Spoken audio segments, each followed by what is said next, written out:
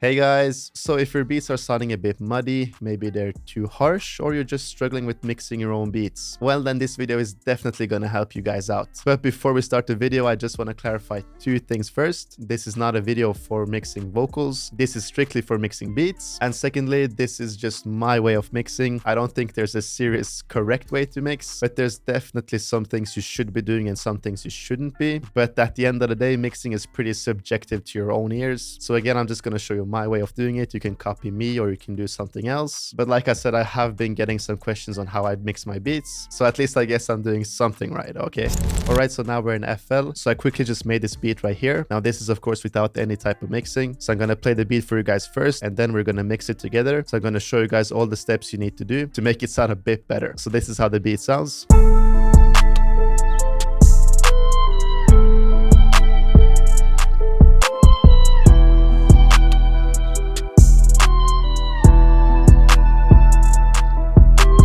Okay, so it's pretty much not sounding that bad. Of course, it can be better, but that pretty much just brings me to my first step. So there are actually two steps we need to do before we even do anything with mixing. Now, the first thing I personally always need to be doing is to organize everything. So this doesn't have to do anything with mixing, but trust me, bro, it's gonna make it way easier for you later. So just get this method of organizing your stuff into your muscle memory, and you're actually not gonna realize you're doing it. So I'm actually using one of the loops from my record sample pack. It's a completely free pack. You guys can go get that. The link is down below. But anyway, the reason I'm actually purposefully using a loop is actually because I know a lot of you guys are using loops like this, which have these stems on the end right here. So you can always just like line them up so you have each individual stem of the sample, and then you can just line them up like this so you can have your own structure. Now this is actually super nice when it comes to making your own beats, but sometimes the stems could have actually been mixed a bit differently. Some could have been a bit higher, some could have been a bit lower. So to fix that problem, we're actually going to route each one of these stems into a mixer channel. So the way I do this is actually by just highlighting the first one right here. This is just going to be the main sound.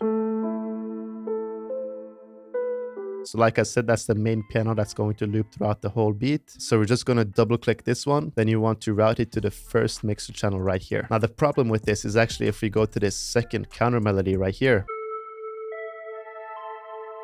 of course, we want this on a different mixer channel. But now if we double click this, we can see it's also routed to the same one. So if we actually were to change this to 2, it would actually also change this first one to 2. So the way you can actually fix this problem is just by clicking all the way to the left right here and just click make unique right here. This is going to make this one unique from this first one. So now when we double click this and change this to 2, this is actually not going to change this first one. As you can see, they're both separated. So now we just want to do this on each stem we have. So I'm just going to go to this third one, make unique as well. Just change this one to 3. And lastly, with this one again, make unique and change it to 4. Now they should all come up in these first 4 right here. So if you just play all the stems at the same time,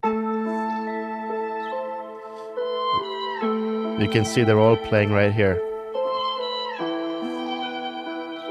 This is super nice because now we can individually change the volume of each stem. Now, if you want to organize this even further, you can of course just like rename them right here, just like main piano. You can rename this second one to like counter and so on and so on. I usually don't rename, but the cool thing you can do is also just highlight all 4 like this, and you can actually change the color. So you can put this to steel blue, and now you can see all these 4 where the melody is are actually changed to blue. So it just looks a bit better and it's organized. Now we can actually highlight all of these 4 right here and go down to this arrow. Now you can just right click on this one and just press route to this track only. What this is going to do is actually route all of these right here into this one first and then to the master. Now I know this could sound a bit complicated, but just look at it this way. All of these 4 right here are each stem separated. Now this 5th one, now we're going to rename this to main melody bus. So now what this 5th insert actually is, it's the same thing as if we would have had all the stems playing at the same time on the same mixer channel. So this is actually all of these right here just played at the same time. So whatever you actually do to this 5th one is just like adding effects or changing up the whole sample. So we can obviously change the color for this one as well. Just put something that's super vibrant. So you can of course rename them and change the color and everything. Now I'm just doing it for the video, but I'm so used to just having the first melody, the second one, the third one, and 4th, so on. I just have them lined up, so it's going to be way easier and you don't have to spend all this time on it. Now you should pretty much be doing the same exact thing for the drums as well. So I have all my drum sounds right here, and the way I like structuring them is just having from number 9 and all the way to about 24, just have all my drums basically. So at number 9 I always go with my open hat.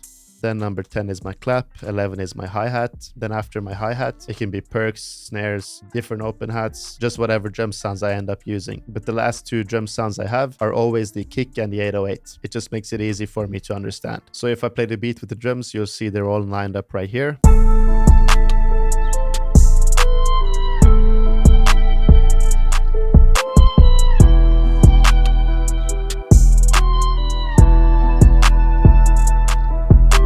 Now we have pretty much organized everything, but there's actually a second step that comes even before mixing. So before you're actually making anything off the beat, you want to be using good sounds. Now I know you guys may think this sounds stupid, but I'll be 100% honest with you. It's almost impossible to mix bad sounds. You can have the best audio engineer, you can have the best mixer, whatever, but if you have the best mix ever, but you're still using bad sounds, it's going to end up sounding trash, obviously. So you need to be using good sounds if you want to have a good and clean mix. So I would highly recommend you guys get a good, nice sounding drum kit. I'm of course using my own no limit drum kit, so if you want the same sounds or good sounds as me, you can check that out using the link down below. But let's say you're using different drum kits, it doesn't matter. Just make sure you are using good and high quality sounds. Trust me, it's gonna make the mix way easier, and you're pretty much gonna hear it immediately as well. So now when it comes to the mixing part, the first thing we should be doing for the mixing is actually to pre-level all the sounds. What I mean by pre-leveling is actually using these knobs right here. So we can actually start off with the melody. So I'm just gonna mute this one, and we're gonna have all the sounds playing, and I'm just gonna adjust some of the levels right here.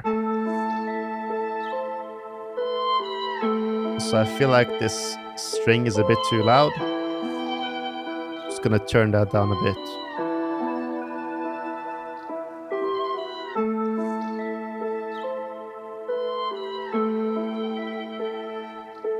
Now this counter melody as well, just turn it down a slight bit.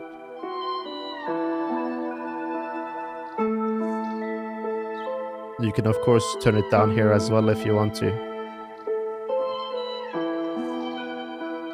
Now, like I said, you can of course turn it down right here as well. But when it comes to pre-leveling, especially for the drums, it's because you should be doing this before you have even finished your beat. So as you can see right here, the knobs are pretty much all around the place. And this is because while I've been making the beat, I've actually adjusted some of the volume right here. So when I'm working on the clap and the open hat, I'm putting these two in first, right? And then I feel like the open hat is way too loud, so I'm just gonna turn that one. And then I can also feel like the clap is a bit too loud as well. Then the hi-hat, we just turn it down slightly. Let's mess around with the perks and the snares. So this is actually something you should be doing while you are making the beat. It's just going to make it way easier when you're actually finished with the beat. So now that we have a slight pre-level, we can actually go to the mixer and take a listen right here.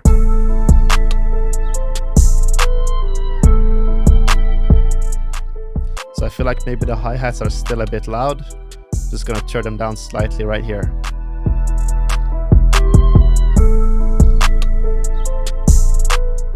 Maybe we can turn down this open hat a bit too.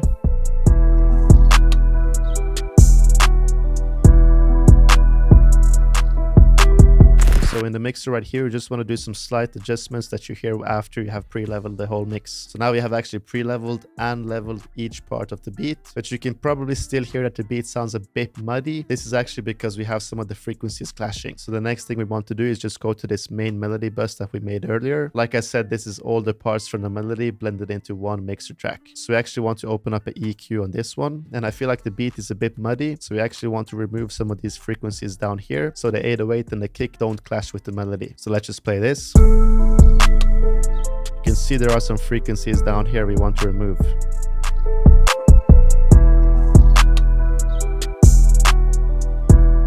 Now the drums and the 808 sounds way better.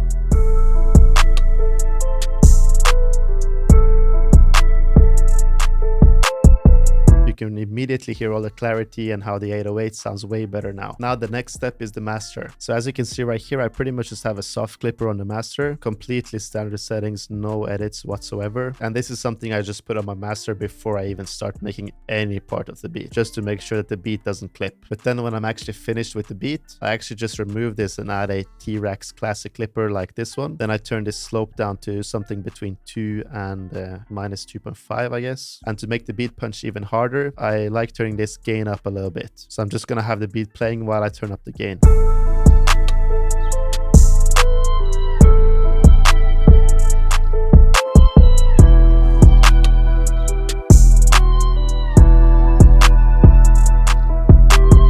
Now the beat is nice and punchy. The last thing I want to do is just add some clarity to the higher frequencies. So I'm just opening up this fresh air plugin on the master, and here you just want to add slight bit of air. And now I pretty much just turn this up by like 3% maybe. This one to about 5. Nothing more, just some slight air, just so it has some smoothness to the higher frequencies. And now we can listen to the...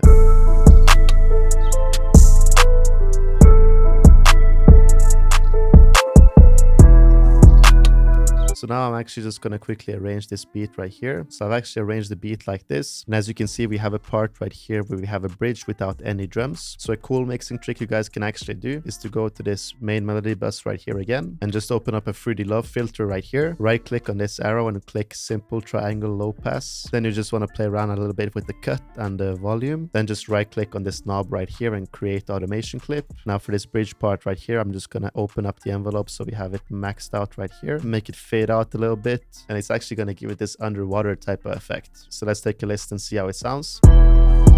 I've just turned off the EQ as well, so we have some low end. So it really fades it out nicely, as you can hear. I've just turned off the EQ as well. That right there is pretty much my way of mixing my beats. But like I said, make sure you guys are using good quality drum sounds. So if you want any of my drum kits, sample packs, one shots, and so on, just go to my website. It's BBMarko.com. Besides that, I thank you guys so much for watching. And here's the full beat.